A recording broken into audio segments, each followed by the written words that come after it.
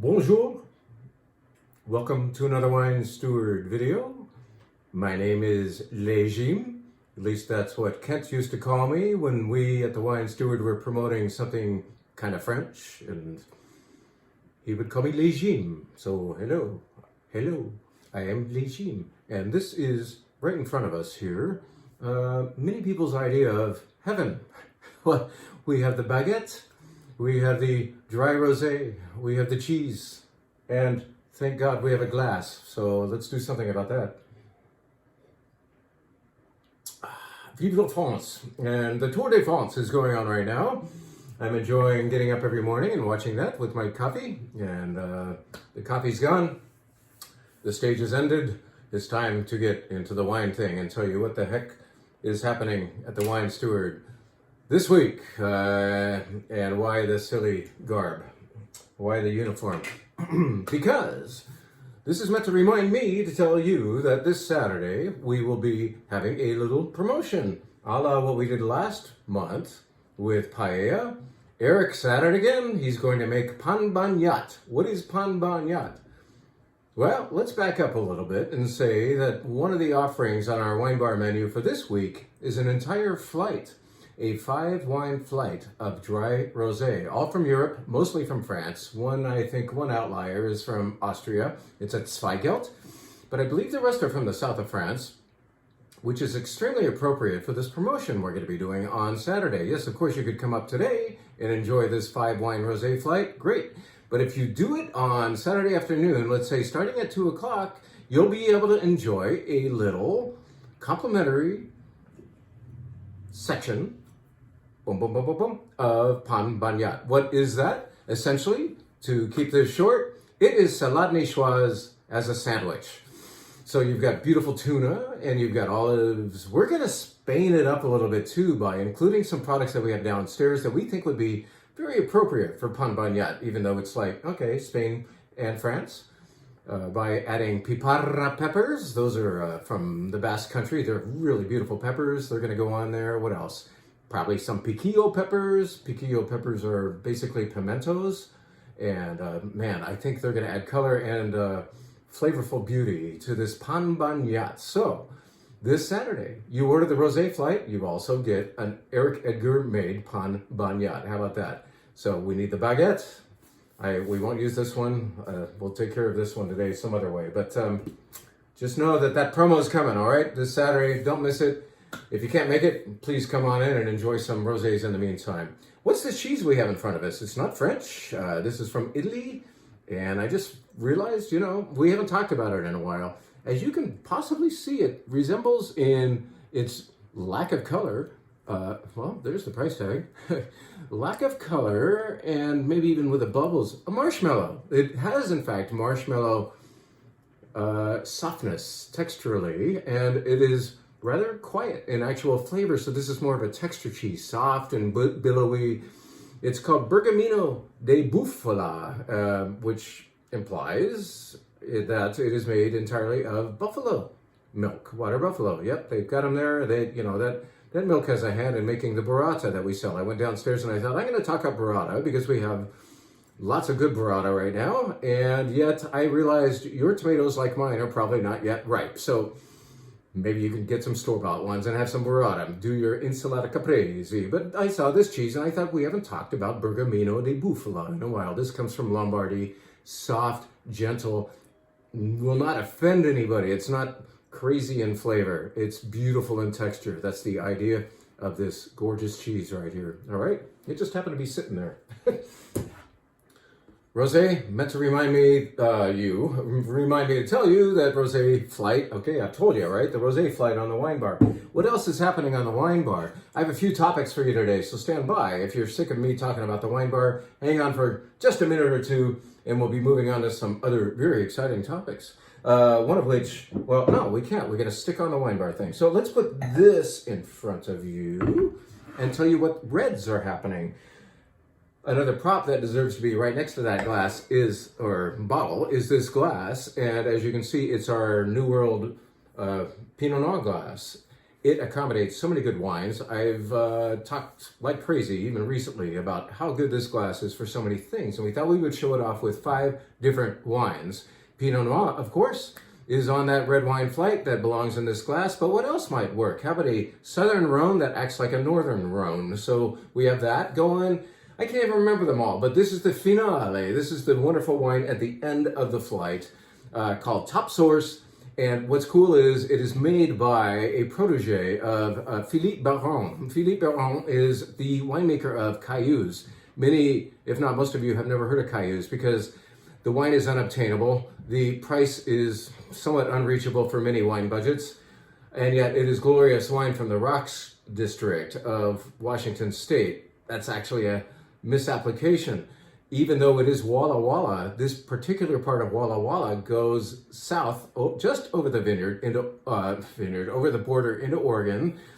So the Rocks District is within Walla Walla, the wine region, and yet is in very northern Oregon, all of 10 minutes drive away from the town, city town. Reminds me of Livermore a little bit of Walla Walla. Go there sometime. It's kind of cool. It's blooming the same way downtown Livermore is. It's really happening there all of a sudden. I digress. This is a beautiful wine made of Grenache and Syrah by a protege of the Cayuse winemaker, and it's very Cayusian. And the point is you're able to obtain that kind of character, and it's pretty eccentric character, by the way. Warning, warning. But it's delicious to those who know the Cayuse thing and the Rocks District thing. And they'll say, oh, it's only that much? Cool. I finally get to access that very special wine area that usually... The bottles from there often always cost far more than this. So it's a nice opportunity to check out one of the most interesting wine places in the world for Rhone varieties, particularly Syrah, but Grenache as well. And those two happen in this wine. It's the finale on that flight that will involve this glass. All right, so that's it on the wine bar. Yes, what a relief. Let's talk about a couple of other things. Let's say thank you so much for all who have signed up for next week's event. Zuccardi happens next Wednesday night. Sebastian Zuccardi himself is coming. That event, gloriously, is sold out. So beautiful. Thank you very much for, in the middle of the quietest time of the year, also with a rather depressed economy this year for wine shops like us, you signed up. Thank you for your participation. How about this? 6 days later, we're going to have the guy who represents this to us up here. I am brave enough to put on an event only 6 days after the next event because of who is coming, because this event always sells out. This event, what are we talking about? Tom Kelly. He's coming back with Italy on July 18th. That's a Tuesday evening at 6:30 p.m. Tickets are now on sale at thewinesteward.com. So go ahead and sign up for that. And I know you will.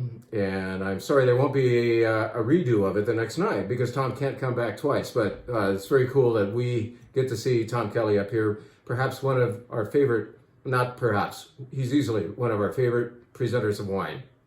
And he talks mainly about Italian, but there will be always a surprise or two from somewhere else. Tom Kelly's so fun to listen to. He makes everybody very hungry because he tells you what this wine and what all of the wines he's showing ought to be enjoyed with. Like, just imagine sitting down at the table. It kind of pisses you off because we're not having all those foods, but Tom does that. He kind of screws with you and makes you hungry, and I think it helps sell the wine. He's smart that way. Brunello di Montalcino, I don't know if we'll be pouring this particular wine that he imports, but I think we're pouring the Rosso di Montalcino, so a lot of good things. Tom Kelly's event, sign up, okay? I told you here, it's on the website, thewinesteward.com. Go for it. Now, let's see, what other props do I have here? This is the last thing to remind me to tell you about something as I knock things over.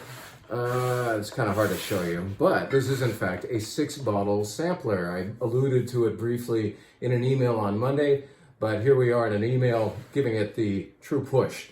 This, I think I wrote about it, yes, along with 6 bottles of really gorgeous, refreshing wine. You get a little write-up that describes it. So in fact, you could hand this as a hostess gift. You could be going over to somebody's house this weekend and grab one of these and say, here's these beautiful wines, and they're going to say, I've never heard of them. Then you say, well, Jim wrote a little bit of, not a lot, but a little bit of an introduction to each wine. What do we have here? We have 5 whites and 1 dry rosé, all made without oak.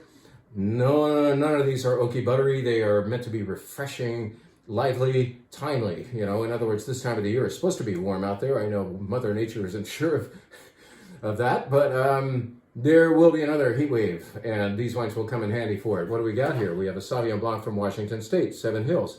Sauvignon Blanc might not be everybody's cup of tea. Maybe those New Zealand styles are too green. Maybe other ones are too herbal and grassy. This is not. This is more about white peach, stone fruit. It's dry, but it's got a nice peachy fleshiness to it. Here's a wine from Austria. This is Gruner Veltliner. How could we do a sampler like this for warm weather sipping without having an Austrian Gruner Veltliner? It's a beauty. Here's the aforementioned dry rosé, Mirabeau X. This is from Aix-en-Provence. It's lovely. And Argiolis, our absolute favorite producer of Vermentino from Sardinia. This is one of our favorite wines. We've been selling many a vintage of Argiolis's best Vermentino called Is, and we've tucked it into this thing. How much is it, by the way? $128.88. And you Wine Club members get it for, I wanted a nice round number for your discount price. Wine Club members get it for $115.99. So that's $128.88 times 90%. All right, just so you know. This is Gran Bassan. A lot of you have loved this. It's probably our best-selling white wine right now. Gran Bassan Albarino from Cambados, a place I got to visit. I got to visit these, I told people, in September. Lovely wine, shellfish-loving wine. Finally, this is San Vincenzo by Anselmi. This is a rebel of the Soave region who about 30 years ago decided he would put some Sauvignon Blanc and Chardonnay, just little bits of it, into his Garganega. And they said, well, those people, they said, you can't call that Soave anymore. You are kicked out of our appellation. He said, screw you. I'm good. People will like this wine. I'm going to make a better wine. And so it did, in fact, become very, very famous in its own right, even though it doesn't get to say Soave on the label. And so what happened? The Soave Commission said, dude, we're sorry. Please come back. You can use the word Soave now. Go ahead. We love you. He said, I can't even say it, but he basically said that right back. He said, no, we're good. Everybody loves this wine. I no longer need the Soave name on it. So that's the story behind a delicious wine that's made of Garganega, the Soave grape, with just a skosh, a twitch, a little addition of Sauvignon Blanc, just for sass, and Chardonnay, just for a little bit of rounding. No oak wine. Beautiful stuff. Good, good, good, good. $128.88 down to $115.99 for you beloved Wine Club members who get 10% all of the wine you buy here. So that's it from us. Thank you very much for watching this video. We hope to see you this weekend. Don't forget, this Saturday's Pan Bagnat. While supplies last, you get a little section of a Pan Bagnat sandwich. It's basically a salade niçoise sandwich with your rosé flight. How about that? Thank you. Merci beaucoup. We will see you soon. And vive le tour.